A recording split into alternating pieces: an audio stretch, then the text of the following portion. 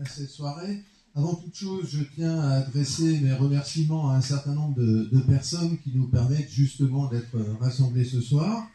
Tout d'abord, Madame Robe, professeure documentaliste au lycée, qui est quand même la cheville ouvrière, si j'ose dire, de ce prix Crime de l'année, ainsi que les autres collègues. Je ne vais pas tous les citer parce qu'il y en a un certain nombre, mais vous les reconnaîtrez, ils ont des badges, etc.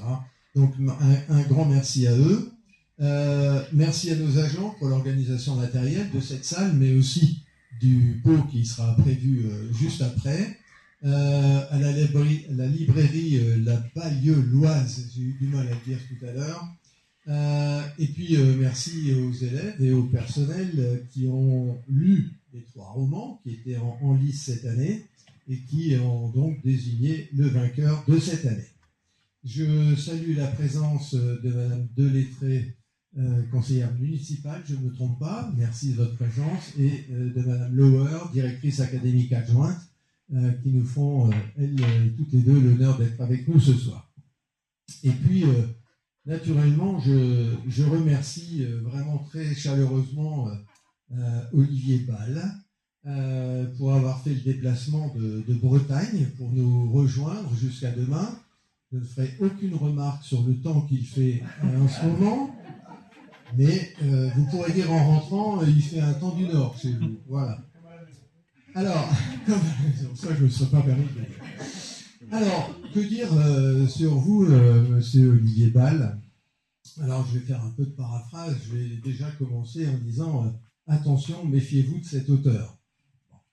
Dans le roman, donc, qui a été primé pour nous, vous nous emmenez dans les dédales, les bas-fonds de Los Angeles, et on ne lâche plus, et on est avec Paul, avec Sarah, je ne vais pas citer évidemment tous les personnages qui font partie de ce roman. Et puis le problème de ce monsieur, c'est que quand il vous a accroché, il n'y a rien à faire. Et là encore, je vais paraphraser autre chose, vous voilà prévenu, si vous commencez ce livre, il sera trop tard. Je dois reconnaître que je me suis moi-même forcé à ne pas lire ce roman jusqu'à des heures indues pour aller jusqu'au bout. Alors, cette histoire, bon, je suppose que vous l'avez toutes lue. Certes, elle est romancée, mais elle nous amène quand même au-delà de l'enquête policière. Bon, je vais pas revenir dessus, vous l'avez lu, mais nous amène à nous prévenir sur de réelles problématiques actuelles d'emprise et sur les inquiétantes dérives sectaires. Et donc ça, c'est aussi un message qui me paraissait important. Et puis, chacun des personnages, alors je citais Paul, je citais Sarah tout à l'heure, a sa part d'ombre, a ses fragilités, et ça aussi, ce sont des choses qui nous touchent.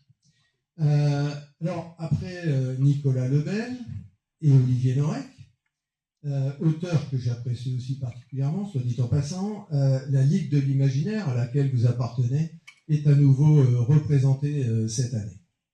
Alors, ce prix Crime de l'année du lycée Paul-Hazard, qui a déjà quelques années, j'ai cité 2 auteurs déjà qui l'ont remporté, et que nous avions eu la chance de rencontrer l'année dernière, il est peut-être moins prestigieux que certains prix que vous avez déjà reçus, mais je peux vous assurer que, et on en parlait justement il y a quelques minutes, il a fait lire, et ça c'est vraiment important, pour nous évidemment adultes, mais aussi pour nos jeunes.